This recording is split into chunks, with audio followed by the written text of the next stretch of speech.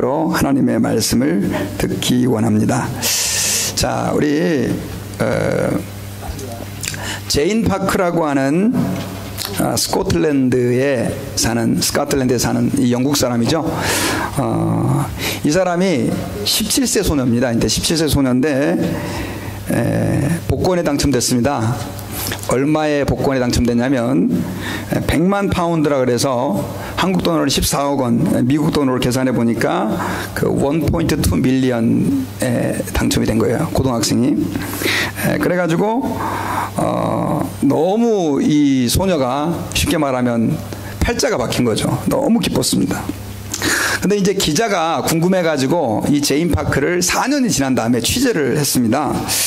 그런데 4년 뒤에 취재를 했는데 이 기자를 만났는데 이 기자가 이 소녀로부터 굉장히 충격적인 얘기를 듣죠. 무슨 얘기를 했냐면 어떻게 지금 살고 있습니까? 그랬더니 자기는 자기에게 복권을 안겨준 그 복권 회사를 고소하고 싶다는 거예요. 그 기자가 이제 썬데이 피플 기자인데 나중에 아니 왜 그렇습니까? 라고 그렇게 물어봤더니 그 제인 파크가 이렇게 얘기를 합니다. 원래 이 제인 파크는 시간당 그 한 10불 정도 받는 그런 시급 임시 직원이었답니다. 그런데 이 복권을 갖다가 그 전에 사본 적도 없고 그냥 한번 친구들이 사보자 그래가지고 복권을 산 거예요. 그래서 복권을 샀는데 그 복권이 1.2 밀리언, 뭐 미국에 비하면 사실 작지만 거기에 당첨이 되게 된 겁니다. 완전히 새 인생이 펼쳐진 거죠. 그래가지고 그 돈을 가지고 이제 집도 사고 그 다음에 자기가 사고 싶은 자동차도 사고, 또 여자들에게 로망이 뭡니까 여러분? 예뻐지는 거잖아요. 그래가지고 성형수술도 비싼 돈을 들여가지고 막 그렇게 하고, 그 다음 또 명품, 자기 갖고 싶었던 가방부터 옷부터 신발부터 막 해가지고 하여튼 막 하고 싶은 대로 다 하며 재미를 누렸다고 합니다. 근데 그렇게 계속 돈을 쓰는 가운데 돈이 많다 보니까 이제 남자친구가 하나 생겼는데, 이 남자친구가 왜 남자친구가 됐냐면 돈 때문에 남자친구가 된 거예요. 그래가지고 결국은 이 남자가 나중에 사귀다 보니까 이 제인 파크를 별로 좋아하지 않았는지 나중에는 그냥 돈만 다 울고먹고 도망가 버린 거예요. 그러니까 너무 속이 상해가지고 술을 잔뜩 먹고 운전을 한 거예요. 운전을 하다가 결국 어떻게 됩니까? 경찰한테 걸렸어요. 근데 여러분 음주운전 여러분도 절대 조심하셔야 됩니다. 큰일 납니다. 그래가지고 이제 결국은 법원에 경찰한테 적발이 돼가지고 구속돼가지고 이제 재판을 받기도 하고 그런 아픈 추억들이 있었죠. 그러는 가운데 그 제인 파크가 4년의 시간 동안 자기가 한 가지 깨달은 게 있다는 거예요. 그게 바로 뭐냐면 내 삶의 목적이 무엇인지 모르겠다. 그러면서 나는 오히려 돈이 처음부터 생기지 않았다면 훨씬 더 행복했을 것이다. 이런 고백을 그 기자한테 한다는 거죠. 여러분 복권 지금 사시는 분 계십니까? 잘 이거 들으셔야 됩니다. 여러분 돈이 우리에게 행복을 가져다 주는 게 아니죠. 여러분 저는 여러분들에게 한번 질문을 해보고 싶습니다. 많은 사람들이 돈이 행복을 가져다 준다고 생각하는데 여러분 행복이라는 것이 무엇일까요? 사실 여러분 아까 제인 파크의 이야기를 들어보면 돈이 우리에게 행복을 가져다 주는 것이 아니라는 것을 알 수 있죠. 그래서 어떤 사람은요, 돈을 가져본 사람들은 돈이 아닌가 보다, 그 다음은 명예가, 내가 어떤 욕망이 채워지면 내가 행복할 것이다 라고 생각하고 이제는 명예라든가 욕망을, 쉽게 말하면 기쁨을 찾아서 살아갑니다. 그러나 여러분 인간은 절대로 이 돈이라든가 욕망을 추구한다 그래가지고 행복해질 수 있는 존재가 아닙니다. 옆에 제가 십자가를 그려놨죠. 여러분 인간은 오직 하나님을 만남으로, 우리를 위하여 십자가에서 죽으시고 부활하신 그 예수 그리스도의 중재로 인해서 하나님과 우리와의 끊겼던 관계가 회복됨으로 행복해질 수 있다는 사실을 여러분들이 믿으시기를 바랍니다. 제가 어제 말씀을 준비하다가요, 이 사람이 누굽니까 여러분? 박진영이죠. 박진영. 그러니까 요즘도 힐링 캠프를 하나요? 옛날에 했던 그 힐링 캠프의 한 장면을 어떤 분이 좀 이렇게 동영상으로 보내준 게 있어가지고 한 10분짜리인데 제가 좀 봤어요. 근데 여기 보면 박진영 씨가 이제 자기의 간증을 하는 거예요. 간증. 힐링 캠프에서. 근데 그때 여기 글씨가 보이시나요, 여러분요? 성공했음에도 허무해지는 마음. 그 옆에 이제 그림이 있는데 이게 뭐냐면 자기가 이 박진영 씨 간증을 들어보니까 이렇게 얘기를 해요. 어렸을 때 사람들을 쭉 보니까 가장 행복해 보이는 사람이 돈이 많은 사람이었대요. 그래가지고 이 사람은 복권을 사기로 한 게 아니라 돈을 내가 좀 일찍 벌어야 되겠다. 그럼 얼마를 벌어야 될까 생각을 하다가 한 20억을 벌면 좀 쓰고 싶은 대로 쓰고 행복하게 살겠다 싶었대요. 그래가지고 아주 어린 나이에 박진영 씨는 최대한 20억을 벌어야 되겠다. 20억이면 거의 2 밀리언 정도 되죠. 1.8 밀리언. 그 정도 되는 돈인데 그걸 벌어야 되겠다 싶어갖고 굉장히 열심히 일을 했대요. 가수였지 않습니까, 이 사람이. 근데 처음에는 무명 가수였는데 돈을 못 벌었는데 나중에는 하여튼 이 사람이 자기가 직접 음반 회사를 해가지고 돈을 벌게 됐는데 24살 때 24살 때 그 2 밀리언을 거의 번 거예요. 그러니까 굉장히 탁월한 사람이죠. 그래가지고 돈을 딱 벌었는데 돈을 벌으니까 이제 옆에 그림이 뭐냐면 33이라고 써있죠. 숫자가 조그마한 글씨로. 자기가 돈을 다 내가 원하는 만큼 벌면 행복해질 줄 알았는데 실제로 그만큼 벌었는데 안 행복하더라는 거예요.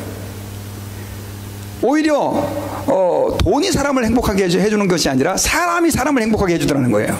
그래가지고 이제 이 사람이 도표를 그린 거예요. 돈이 나를 33% 행복하게 해주더라.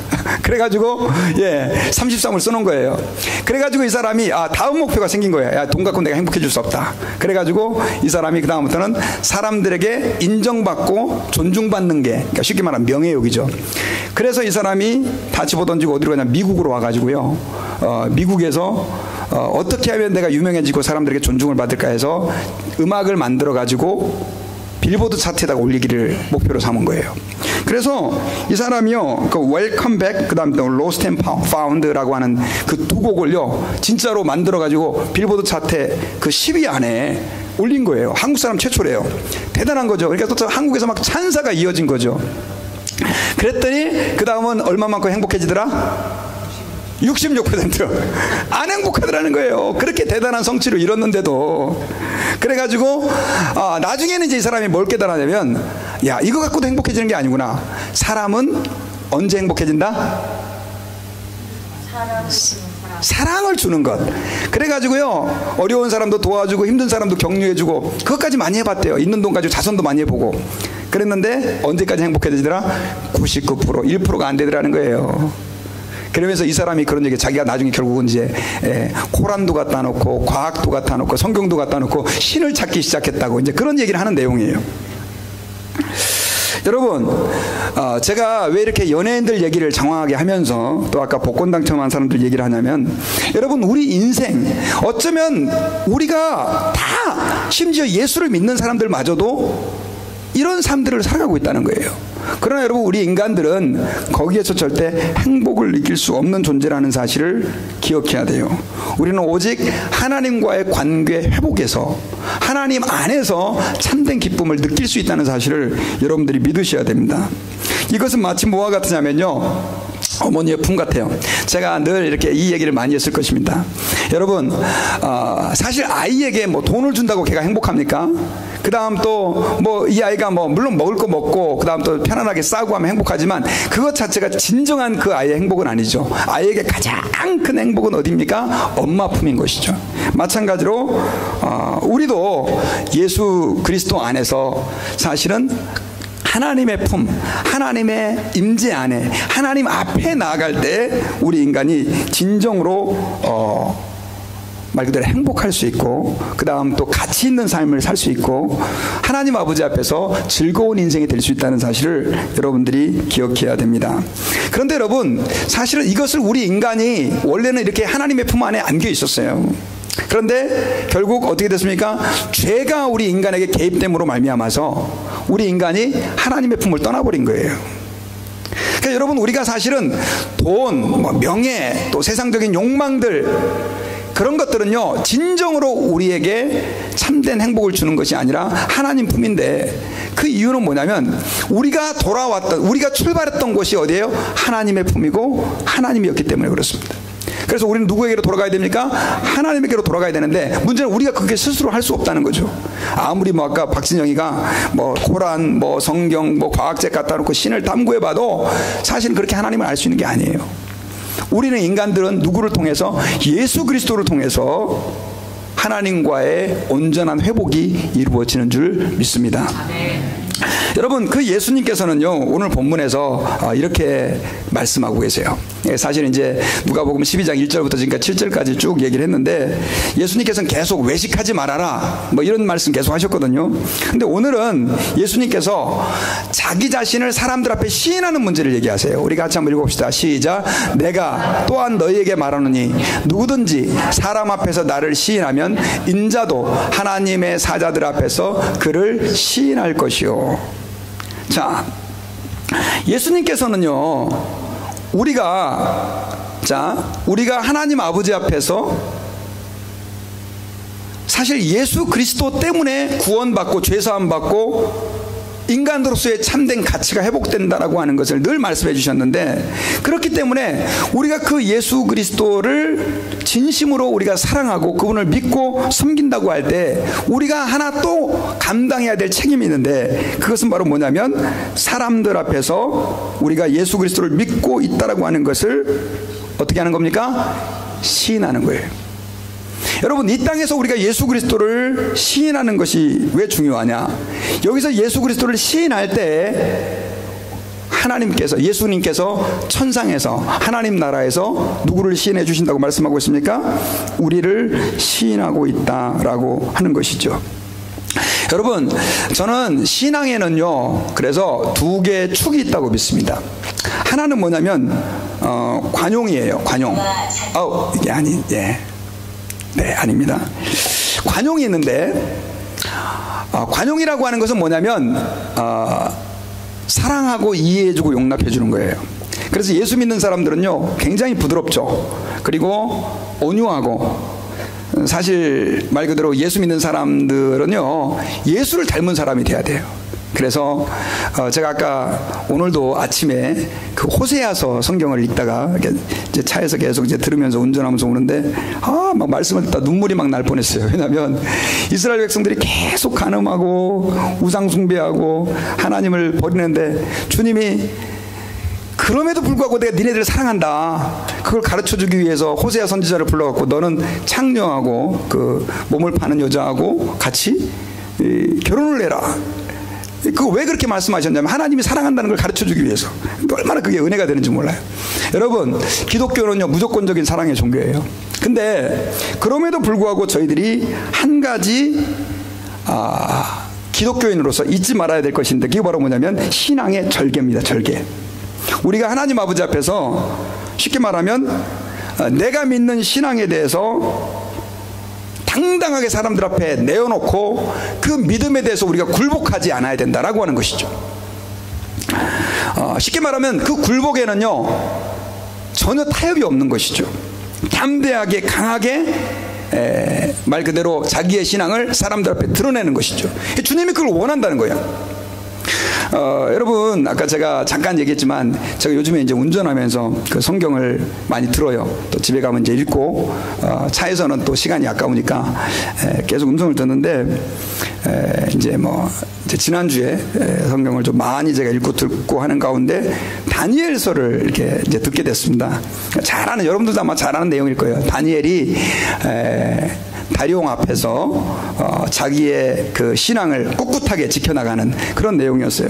근데 거기도 보면 다니엘이 하나님 앞에 그렇게 칭찬받고, 그 페르시아 제국, 그 다음에 바벨론 제국, 그 다음 메대 제국이라고 하는 3대 그 왕조의 왕을 다 모시는, 그리고 거기에 나라의 거의 3인자까지 2인자까지 올라가는 그런 축복을 다니엘이 누리게 돼요. 근데 그렇게 하나님 앞에 축복을 받은 이유가 뭐냐면 다니엘은 철저하게 하나님 앞에서 신앙에 뭘 지키는 사람이었다? 절개를 지키는 사람이에요. 절개. 그래서 여러분, 이게 한 4분 정도 돼요. 제가 다른 이야기를 하나 해드리는 것보다 이걸 여러분들에게 한번, 이 다니엘서 6장입니다. 음성으로 드라마로 녹음이 된 거예요. 그래서 성경 그대로인데요. 제가 성경 구절을 이렇게 보여드릴 테니까 목사님 볼륨을 좀 더 키워주시면 좋겠어요. 그렇게 해서 여러분 한번 들어보세요. 다니엘이 얼마나 신앙의 절개를 지켜나가고 있는지.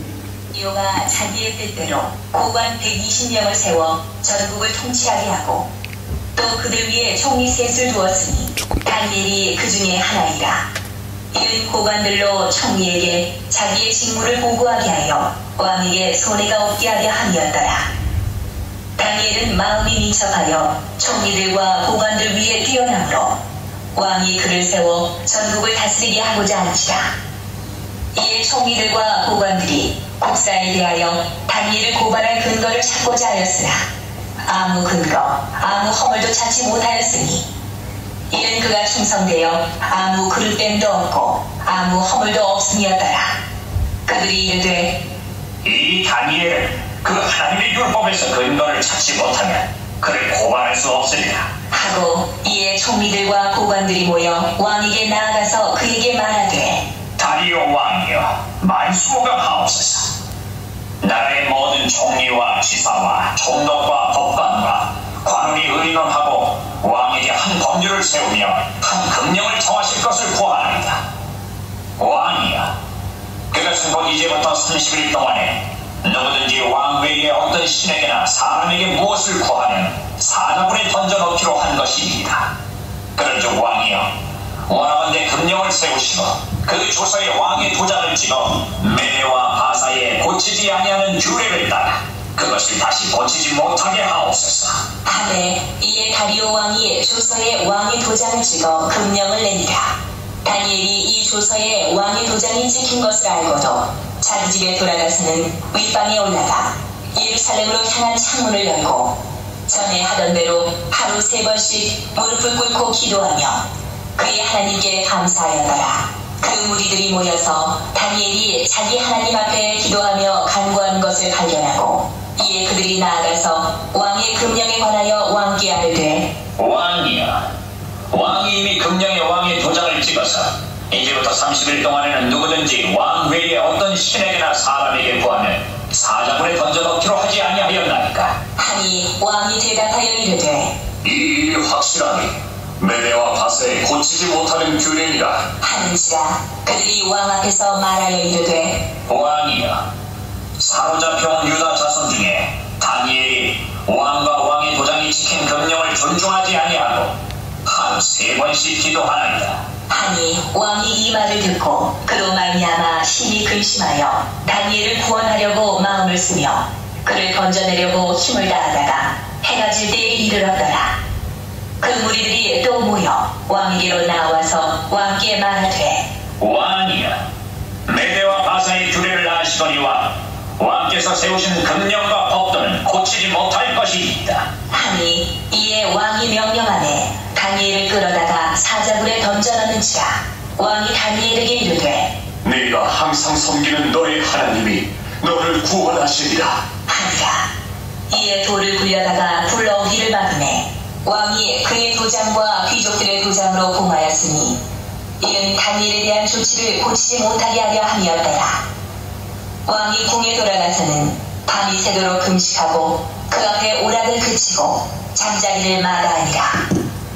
이튿날에 왕이 새벽에 일어나 급히 사자굴로 가서 다니엘이 든 굴에 가까이 이르러서 슬피 소리질러 다니엘에게 묻되 살아계시는 하나님의 종 다니엘아, 네가 항상 섬기는 네 하나님이 사자들에게서 능히 너를 구원하셨느냐 하니라. 다니엘이 왕에게 아뢰되 왕이여, 원하면 내 왕은 만수무강하옵소서. 나의 하나님이 이미 그의 천사를 보내어 사자들의 입을 봉하셨으므로 사자들이 나를 상해하지 못하여 싸우니 이는 나의 무죄함이 그 앞에 명백함이오며 또 왕이여, 나는 왕에게도 해를 끼치지 아니하였나이다 하니라. 왕이 심히 기뻐서 명하여 다니엘을 굴에서 올리라 하매 그들이 다니엘을 굴에서 올린즉 그의 몸이 조금도 상하지 아니하였으니 이는 그가 자기의 하나님을 믿음이었더라. 아멘. 네.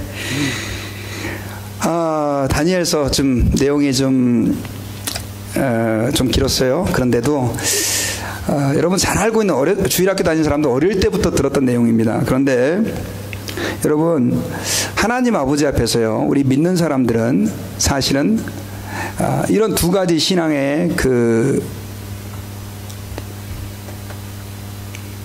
네. 이런 두 가지 신앙의 그 가치들을 인정하고 하나님 아버지 앞에서 예수 그리스도를 내 삶 가운데 그분이 나의 구원자라고 한다면 인정하고 믿고 시인하고 지켜나가는 이런 신앙의 고백이 필요하다는 것이죠. 여러분, 우리가 예수 그리스도를 주로 시인하는 것이 왜 중요하냐면요, 우리 로마서 10장 9절에 같이 한번 읽어봅시다. 시작. 내가 만일 내 입으로 예수를 주로 시인하며 또 하나님께서 그를 죽은 자 가운데서 살리신 것을 내 마음에 믿으면 구원을 받으리라. 여러분, 우리가 신앙생활할 때 어떻게 하나님 앞에서 구원을 받느냐, 사실은 예수 그리스도를 믿는 거예요. 근데 믿는다라고 하는 행동은 성경에서 구체적으로 두 가지로 얘기를 하고 있습니다.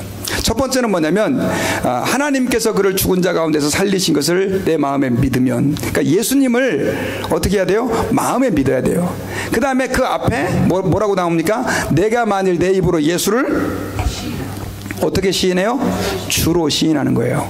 그러니까는 여러분, 마음으로만 나는 예수 믿습니다 한다고 우리가 구원받는 게 아니에요. 반드시 우리는 어떻게 됩니까? 입으로 시인해야 돼요. 그래서 여러분, 세례 받을 때 교회 앞에서 당신은 예수님을 주님으로 영접하셨습니까? 사람들 앞에서 어떻게 합니까? 대답을 하고 시인하는 것이죠. 근데 여러분, 이 말씀이 로마서 10장 9절이 기록될 때는요, 사실은 단순하게 그냥 교회 앞에서 고백해라 그런 의미가 아니었습니다. 10절에도 보면 이제 사람이 마음으로 믿어 의에 이르고 입으로 시인하여 구원에 이르느니라 이렇게 돼 있는데, 이 말씀을 오해해서 어떤 사람들은 그냥 내가 예수님을 주님으로 믿습니다, 나는 예수 믿습니다 하면 그냥 그걸로 된다고 생각하는 분들이 계시지만 사실은 그런 의미가 아니죠. 왜냐하면 이것은 로마를 배경으로 쓰여진 거예요. 로마는 그 당시에 여러분 황제를 신으로 숭배하던 시대입니다. 그래서 사실은 우리는 예수 그리스도를 누구로 인정합니까? 주님으로 인정하죠. 예수 그리스도는 나의 주인이십니다. 그래서 그 주인이라고 하는, 주라고 하는 말이 주라고 하는 말이 큐리오스라 그래가지고 사실은 왕이시고 최고의 임금이시고 통치자이시고 그런 의미가 담겨져 있어요. 그래서 이 로마 사람들은 이렇게 인사를 했습니다. 가이사는 왕이십니다. 가이사는 주님이십니다. 근데 우리 예수 믿는 사람들은 가이사가 주가 아니라 누가 줍니까? 예수 그리스도가 주라고 고백하는 거예요. 그래서 예수 믿는 사람들이 예수 그리스도가 주님이십니다라고 하는 그 고백에는 반드시 뭐가 따라왔습니까? 손해가 따라왔어요. 예수님을 주님이라고 고백하는 그 사람은요, 어떻게 됐습니까? 잘못하면은 가족에게 버림을 받고요, 유대인들, 그 다음 또 그 로마 정부에 의해서 고통을 당하는데 심지어 죽임을 당할 수도 있는 그런 시대가 바로 로마 초창기 때 예수 그리스도를 믿는 사람들이 살았던 시대예요. 그래서 여러분, 기독교인들이 너무 핍박이 심하니까 나중에는 그 로마 정부에서 핍박을 피해가지고 카타콤베라고 하는 그 무덤에 있잖아요. 그 지하 무덤에서 몇 년간을 버텨내냐면 300년간을 버텨냅니다. 얼마나 그들이 힘들고 이렇게 살았는지. 근데 그들이 그렇게 살았던 이유 중에 한 가지가 뭐냐면 예수님이 주님이라고 하는 것을 시인하는 것을 포기할 수가 없었기 때문에 그래요. 그래서 여러분, 우리가 주님 앞에서 기억해야 됩니다. 예수님이 나를 너희들이 사람들 앞에서 시인해야 된다라고 말하는 것은요, 저는 예수 믿습니다 단순하게 그렇게 말하는 의미가 아닙니다. 사실은 예수 그리스도를 믿는 믿음을 우리는 이것이 나의 생명이고 나에게 가장 가치 있는 것으로 알고 끝까지 붙들고 그분 앞에서 살아야 된다라고 하는 의미가 그 안에 담겨져 있다라고 하는 것이죠. 그래서 여러분, 저는 그렇다고 한다면 우리가 예수 그리스도를 시인하며 사는 것은 구체적으로 어떤 삶일까 몇 가지로 얘기를 하기를 원하는데요. 그 첫째가 바로 뭐냐면, 예수 그리스도를 시인하는 것은요, 입술로 예수님을 시인하는 단계입니다. 입술로. 로마서 말씀처럼 사람이 입으로 시인하여 구원에 이른다. 입술로 예수님을 주님으로 시인하는 거예요. 여러분, 이건 어떤 것이 있을까요? 그것은 저는 가장 중요한 것이 예배라고 믿습니다.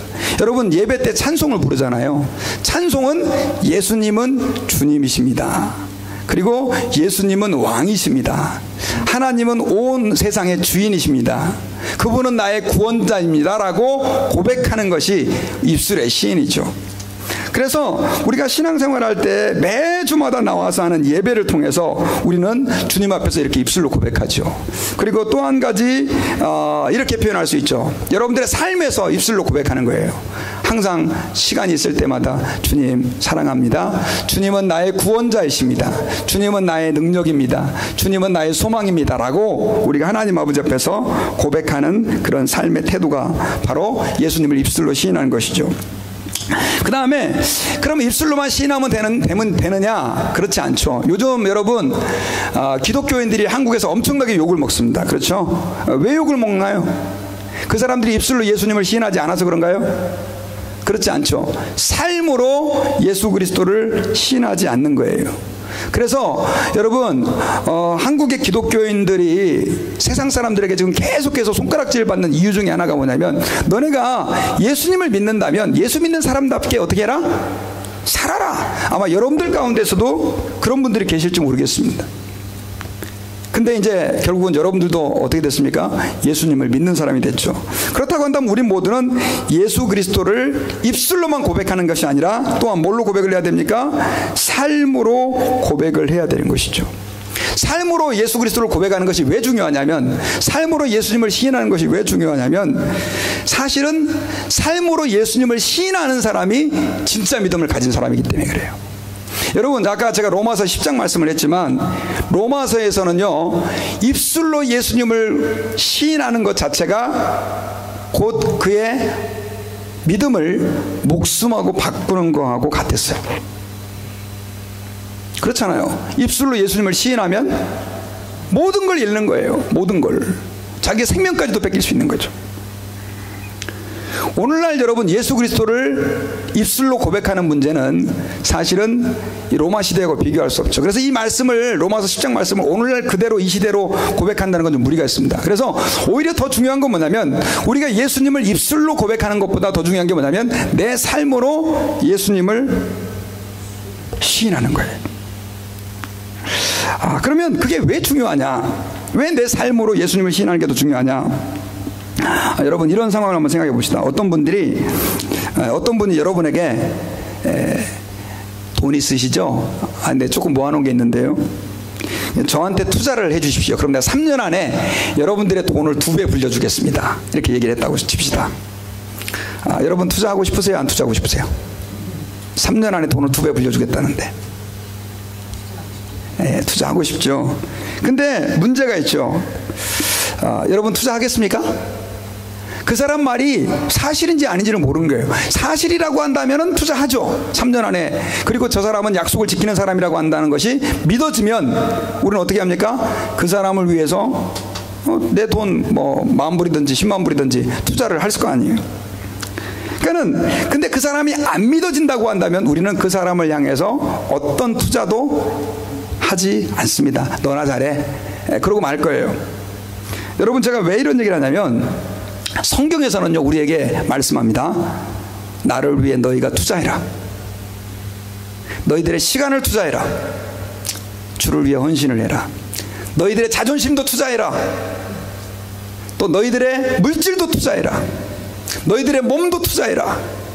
저도 투자한 사람이거든요. 근데 여러분, 하나님을 믿는 사람은, 하나님을 신뢰하는 사람은 그 말씀대로 투자를 합니까, 안 합니까? 하죠. 그러나 그 말씀을 믿지 않는 사람은 투자할 수가 없어요. 여러분, 우리가 하나님 말씀대로 산다? 하나님을 믿지 못하는 사람은요, 절대로 하나님 말씀대로 살 수가 없어요. 하나님을 믿는 사람만이 하나님의 말씀대로 사는 거예요. 여러분, 왜 이렇게 예배 나오기가 힘드냐면요, 사실은 예배에 나오기 위해서는 많은 걸 희생해야 돼요. 여러분요, 오면 헌금도 드려야 되죠. 또 사람과의 친구하고 중간에 약속 있으면 그것도 깨야 되죠. 또 일하는 사람들 일도 스탑하고 오지요. 여러 가지 많은 것들을 희생해야만 예배를 드리는 거예요. 예배 드리는 것도 쉽지 않다고 저는 생각을 해요. 그러나 주님은 예배 드리는 것만으로 만족하는 것이 아니라 우리의 인생 전체를 드리기를 원한단 말이에요. 근데 하나님을 못 믿고 하나님을 신뢰하지 않는다고 한다면 어떻게 우리의 인생을 그분에게 드릴 수 있냐는 것이죠.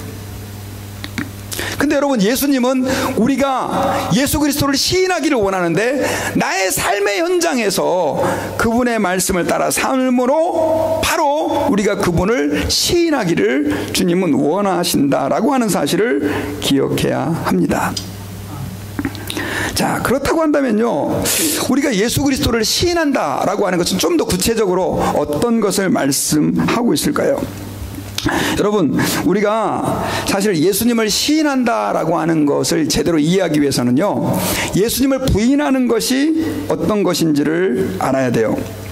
자, 제가 그 성경을 좀 이렇게 읽다가 보니까 그 미국 성경책인데 거기에 오늘 누가복음 12장 말씀을 좀 찾아봤더니 거기에 아주 조그마한 글씨로 그 적용에 대한 내용이 나왔는데 그 내용이 굉장히 제 마음속에 와닿았어요. 근데 거기에서는 우리가 예수님을 주로 시인하는 것을 크게 두 개로 나눴어요.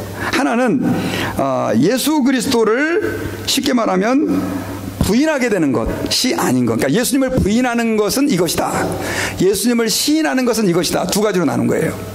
근데 예수님을 시인한다는 것은 예수님을 부인하지 않는 것이죠. 그죠? 그럼 예수님 부인한다는 게 뭐냐? 첫째는요, 이렇게 얘기를 해요.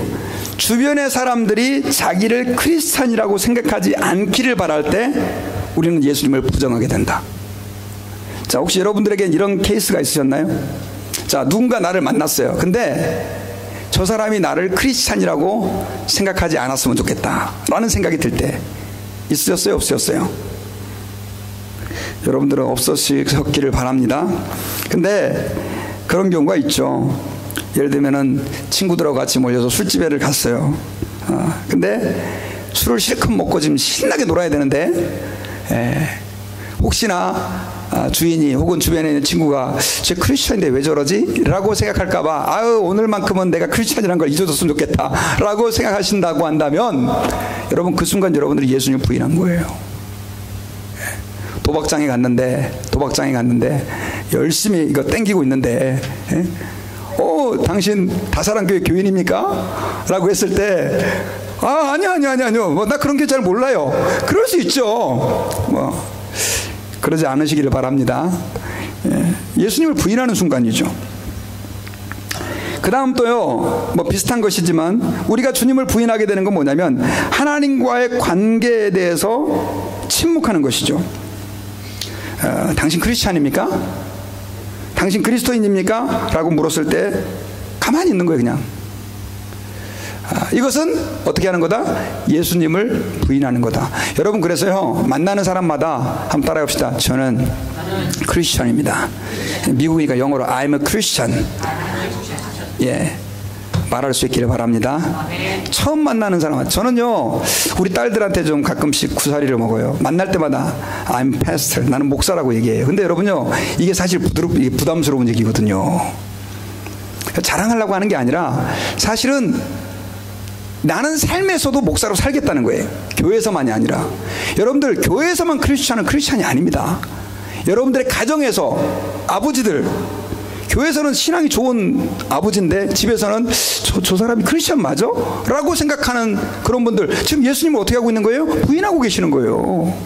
어머니들, 교회에서는 막 너무나 사랑 많고 교회에 온갖 봉사 다 하는데 집에 가가지고는 자식들이 볼 때 저 사람이 크리스찬, 우리 엄마 맞아? 크리스찬 맞아?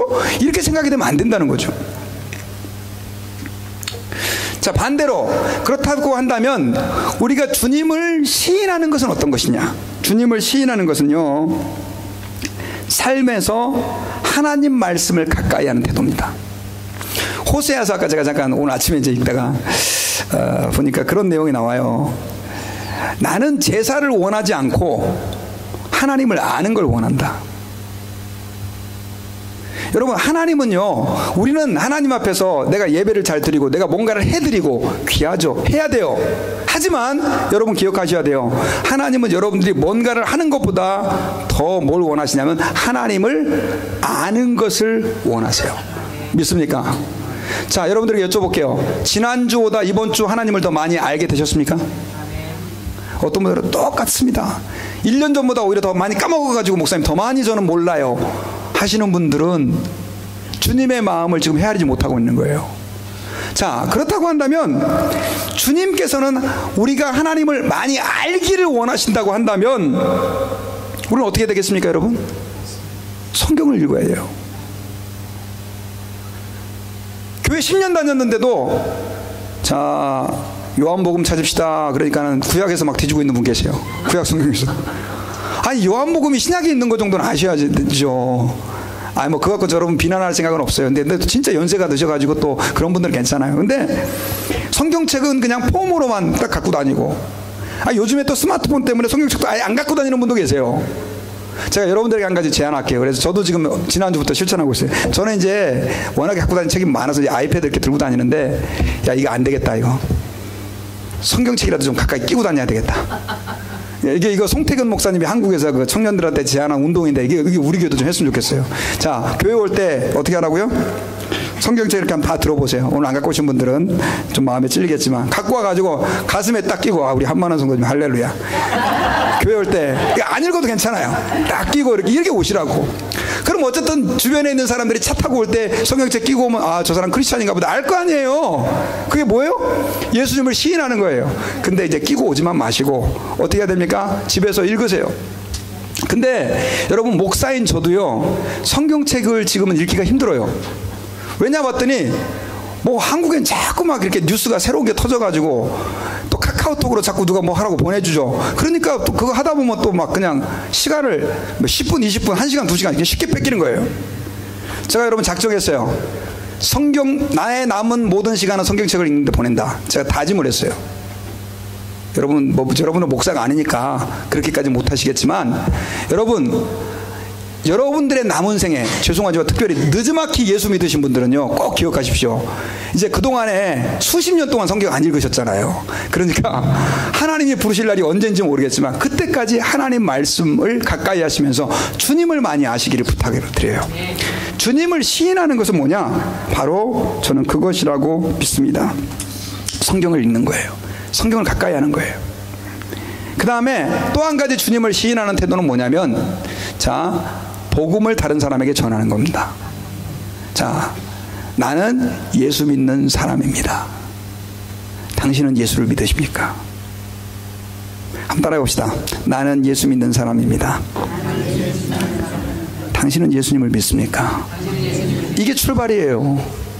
근데 여러분, 이거 복음을 안 전해, 예수 믿는 사람들이. 그래서 그냥 우리 교회 좋아, 우리 교회 오세요, 그냥 그게 끝. 그것도 좋아요. 안 하는 사람보다 100배 나아요. 그러나 여러분들은 누구를 시인해야 됩니까? 교회를 시인하는 게 아니고 예수 그리스도를 시인하는 거예요. 네? 제가 예전에요, 그 무슨 집회를 참석을 했는데요, 나이스크 집회였었어요. 거기에 이제 마지막 날, 셋째 날 노방전도를 하거든요.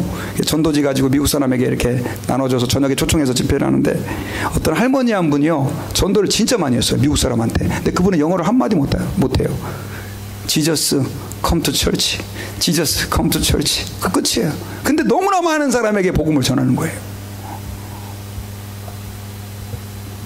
할 수 있어요. Jesus is your God. 뭐 그냥 간단하게 하나 배워가지고. 여러분, 우리가 저도 자신도 많이 회개했어요. 여러분, 예수님을 시인한다는 건 뭡니까? 여러분, 제가 한번 여러분께 진짜 진지하게 여쭤볼게요. 예수님이 유일한 우리의 구원자라는 걸 믿습니까? 그러면 그분의 그 복음을 우리는 전해야 되는 거죠. 우리 이웃들에게. 나의 사랑하는 친구, 나의 가족들, 물론 전해도 안 받아들이는 사람도 있어요. 그런데 아예 전할 마음이 없는 분들이 계세요.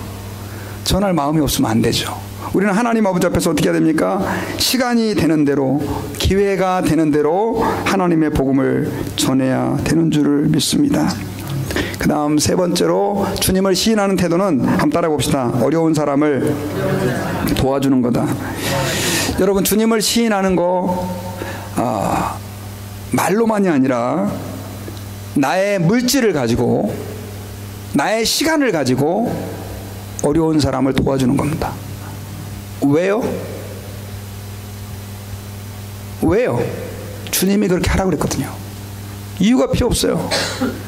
저 사람을 내가 좋아하든지 저 사람을 내가 싫어하든지 그건 나의 문제가 아니에요. 주님이 명령했기 때문에 그 주님의 명령을 내 삶을 통해 어떻게 하는 겁니까? 실현하는 겁니다. 주님은 원수도 사랑했다는데, 주님은 나 같은 죄인도 사랑했다고 우리가 말하면서 우리가 어려운 사람들을 외면한다고 한다면 그것은 주님을 시인하는 것이 아니죠. 근데 여러분, 난 진짜 나도 가난하고 나도 부족하고 나도 너무나 힘든 사람인데 도우라, 그게 아니에요.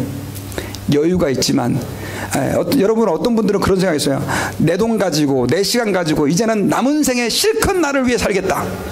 죄송합니다. 그분은 예수님을 시인하는 사람이 아니에요. 여러분들 돈 돌아가실 때 싸갈 거 가져가실 거 아니잖아요. 여러분들 좀 돈을 풀어서 하나님을 위해 쓰시고 사람을 위해서 쓰십시오. 예, 죄송한데 그것이 하나님 앞에서 하나님이 기뻐하는 방법입니다. 제가 여러분 이제 나이가 먹으니까 여러 사람들을 만나는데요, 하나님이 불러가면 한순간에 우린 갑니다. 예, 세상에 오는 데는 순서가 있어요. 예, 근데 제가 여러분들보다도 먼저 하나님 나라에 갈지도 몰라요. 우리 애들이 먼저 갈지도 몰라요. 아무도 모르는 거예요. 그래서 우리는 이 땅이 잠시 왔다 거쳐가는 곳이라고 하는 믿음을 가지고 하나님 앞에서 나의 시간을 가지고 하나님을 위해서 사용하고 이웃을 위해 사용하고, 나의 물질을 가지고 이웃을 위해 사용하고 하나님을 위해 사용해야 된다라고 하는 것입니다. 여러분, 우리는 사실은 지금 다음 그림을 좀 보여드릴게요. 이게 지금 무슨 그림이냐면요, 아이시스가 앞에 크리스찬들을 처형하는 장면입니다. 그림 보이시나요? 이 앞에 이렇게 동그란 게 크리스찬들이에요. 이게 동영상으로 이렇게 어떤 선교사님이 제가 보여주는 장면을 봤는데, 당신은 예수 그리스도를 믿느냐? 그러니까 코란에 나오는 알라를 믿어야 된다. 그러니까는 자기는 끝까지 거부하고 이게 죽는 거예요. 여기는 지금 목을 따는 장면이 다 크리스찬들이에요. 지금 현재 일어나는 일들이에요. 우리가 미국에 살다 보니까 우리는 여러분 예수 그리스도를 시인한다는 것이 사실은 이거하고는 좀 거리가 멉니다. 그러나 또 이런 시대가 닥쳐올 수도 있어요.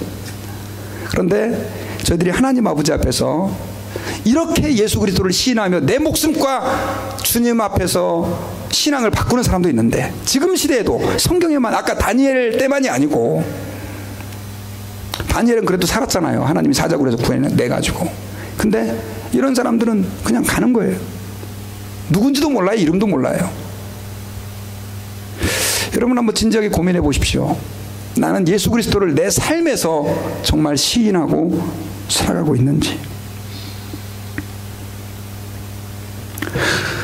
저는 여러분 말씀 결론을 맺겠습니다. 예수 그리스도를 구주로 시인하십시오. 그분만이 우리의 주인이시고 내 삶의 주인이시고 그분만이 나의 구원자이시고 또한 여러분들의 가족의 구원자이시고 친구들의 구원자라고 하는 이 고백, 그것이 여러분들의 삶의 고백이 될 수 있기를 주의 이름으로 축원합니다. 기도하겠습니다. 아버지 고맙습니다. 오늘 말씀을 통해서 예수님을 시인한다는 것이 어떤 의미인지를 깨달았습니다. 저희들 세상에서 당당하게 예수 그리스도를 믿게 하시고 고백하게 하시고 예수 그리스도를 전할 수 있게 도와주옵소서. 입술로 예수 그리스도를 찬양하고 고백할 뿐만 아니라 우리 삶으로 주님을 우리의 주인으로 고백할 수 있는 저희들이 될 수 있게 은혜를 베풀어 주옵소서. 가정의 현장에서 이 일이 이루어지게 하시고 직장에서 이루어지게 하시고 또 우리의 삶의 현장에서 나타날 수 있도록 축복해 주옵소서. 감사하며 예수님 이름으로 기도하옵나이다. 아멘. 여러분 우리 다 같이 일어나셔서요, 우리가 자주 부르는 찬양이죠.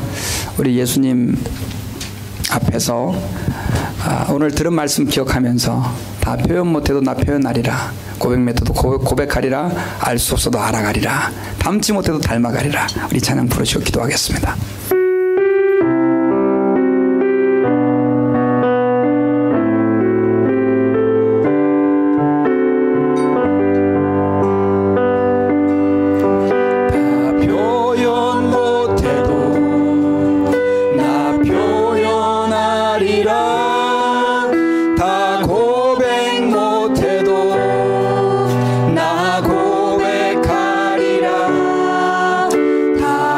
수 없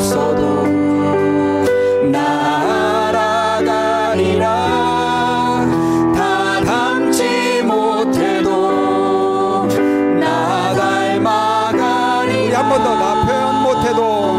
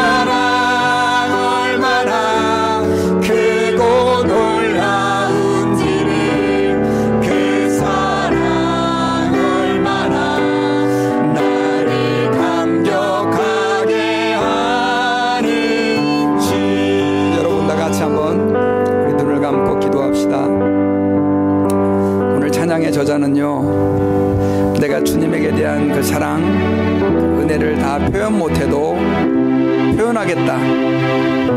다 고백 못해도 나 고백하겠다. 다 알 수 없어도 알아가리라, 닮지 못해도 닮아가리라 라고 그렇게 하나님 앞에서 고백하고 있습니다. 여러분, 이 시간에 오늘 말씀을 통해서 주님을 시인한다는 것이 어떤 의미인지, 주님이 우리가 어떻게 주님을 시인하기를 원하는지를 말씀을 통해 들었습니다. 저희들의 삶의 현장에서 저희들이 주님을 나타내고 특별히 전도하며 하나님의 사랑을 전하며 우리의 시간과 물질을 그들 위해 사용하며 예수 그리스도를 우리의 삶으로 고백하고 증거하는 것이 우리 주님이 기뻐하시는 일인 줄 믿습니다. 우리 같이 이 말씀 붙잡고요, 하나님, 저희들 그렇게 살 수 있도록 도와주십시오. 그렇게 내가 살겠으니 도와주시옵소서. 우리 합심하여 결단하며 기도하겠습니다. 하나님 아버지, 감사합니다. 저희들 하나님 앞에서 오늘 말씀을 통해서 우리가 예수 그리스도를 주로 시인하며 하나님 아버지 앞에서 날마다 내 삶 가운데서 그리스도를 고백한다는 것이 얼마나 중요한지를 깨달았습니다. 하나님 아버지, 도와주시고 함께해 주시고 은혜 베풀어 주셔서 저희들 하나님 앞에서 우리가 예수 그리스도를 날마다 삶 가운데 고백하며 내가 그리스도인임을 당당하게 생각하며 하나님 아버지 앞에서 나타내며 살 수 있도록 주님 도와주시고 역사해 주시기를 기도합니다. 하나님 아버지, 저희들 부족합니다. 연약합니다. 우리의 입술에 담대함을 주셔서 우리가 하나님 아버지 앞에서 주의 빛을 바라고 주님을 드러낼 수 있는 하나님의 자녀임을 깨달아 알 수 있도록 축복하시고 하나님의 영광을 나타낼 수 있도록 주님 저희와 함께하여 주시옵소서. 하나님 아버지요, 저희들의 삶을 조달하여 주옵소서. 성령으로 충만하게 하셔서 주님을 드러낼 수 있도록 도와주옵소서. 하나님, 주님을 표현할 수 있도록 주님 도와주옵소서. 하나님 아버지, 정말 주님의 그 사랑을 나의 남은 생애를 통하여 증거할 수 있도록 주님 도와주시옵소서. 주님 고맙습니다. 주님, 그 사랑과 은혜, 우리에게 베풀어 주신 구원의 감격을 우리의 남은 생애 동안 표현하며 또 고백하며 증거하며 닮아가며 살게 해 주옵소서.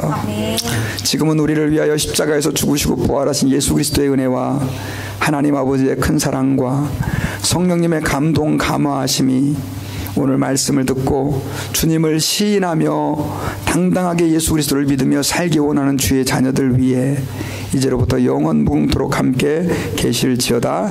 아멘.